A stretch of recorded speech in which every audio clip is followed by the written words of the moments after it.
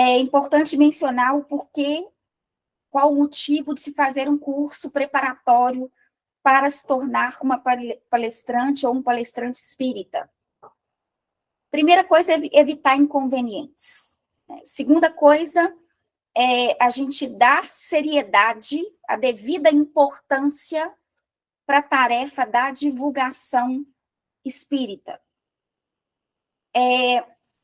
O que a gente observa comumente no movimento espírita, e para isso é necessário, gente, caminhada, é necessário contato com mais de uma instituição espírita para se fazer um laboratório, né? Pode ser que algumas coisas que eu compartilhar com vocês aqui, pode ser que não faça muito sentido para vocês. Agora, não sei qual que é a vivência de vocês no movimento espírita, né? Uma coisa é o espiritismo.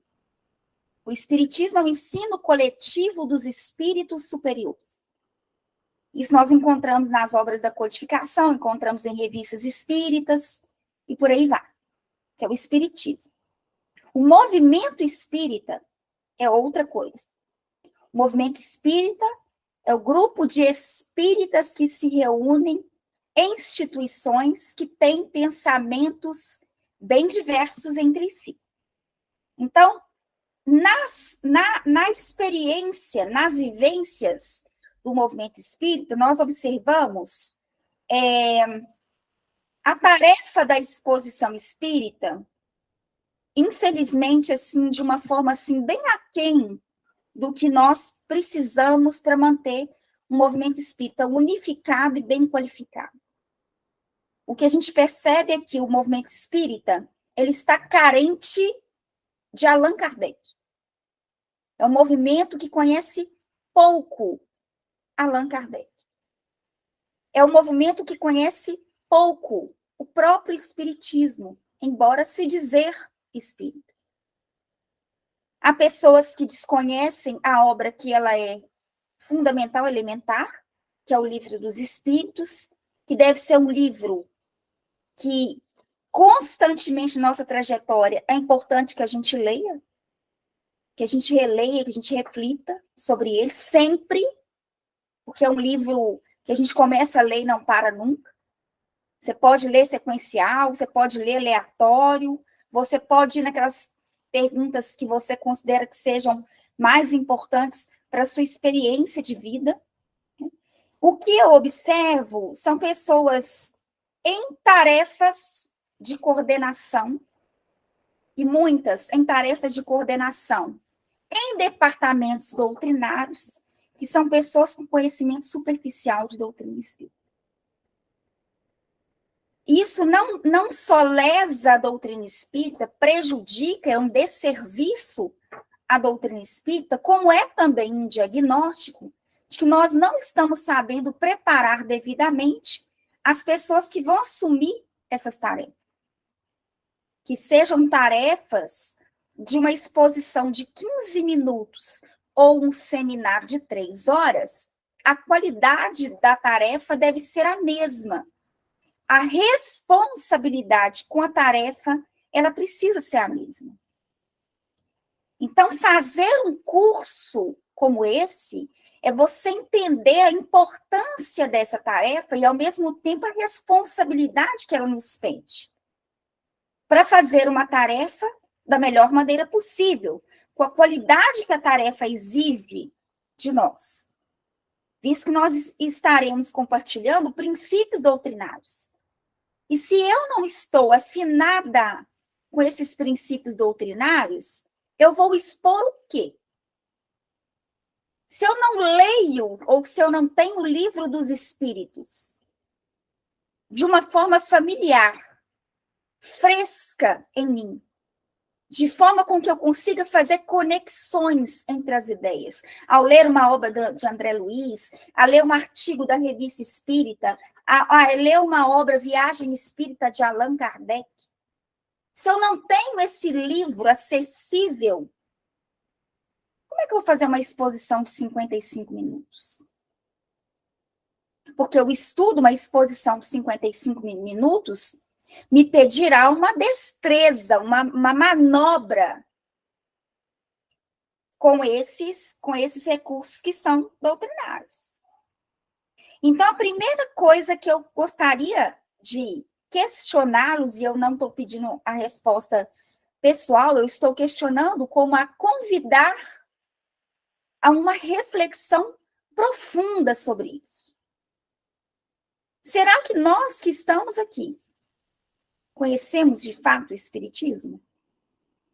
Sabemos de fato o que é o Espiritismo? Será que nós que aqui nos encontramos estamos nos dedicando à leitura do Livro dos Espíritos, o livro mais importante da doutrina espírita? Como precisamos nos dedicar à leitura e reflexão dessa obra?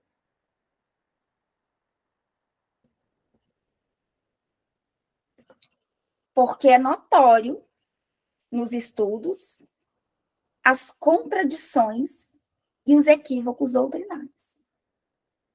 E não é por pessoas que estão começando agora.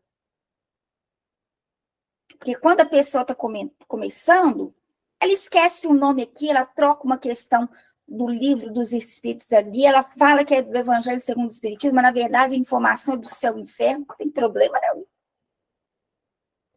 A questão é se cometer equívocos que prejudicam a doutrina espírita. Entende isso? Que compromete a vida das pessoas, que compromete a veiculação dos princípios doutrinários. Então, é importante a gente refletir.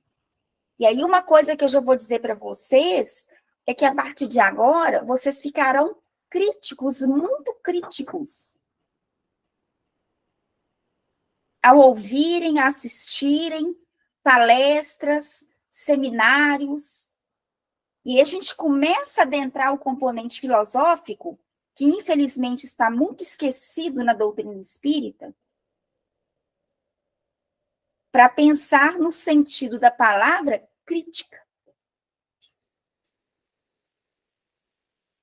O sentido da palavra crítica é usado de maneira indevida, julgamento é usado de maneira indevida, senso comum no movimento espírita. Crítica é de análise crítica, de critério, de senso crítico. Não é de criticar pessoas. Senso crítico.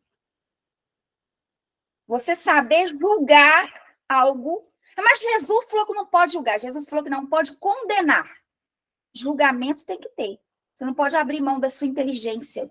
Porque inteligência é escolher dentre.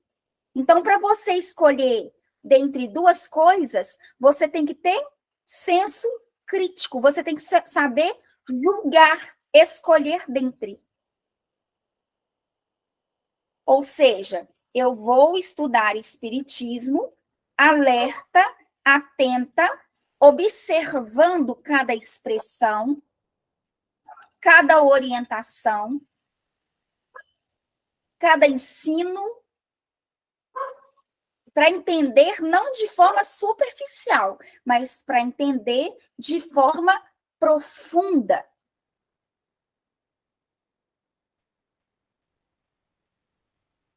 E aí sim, fazer ciência, filosofia e religião.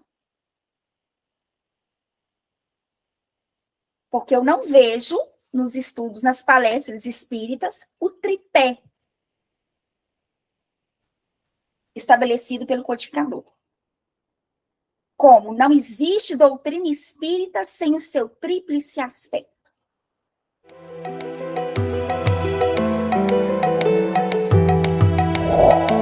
O que eu preciso é de um método, critérios científicos, racionais.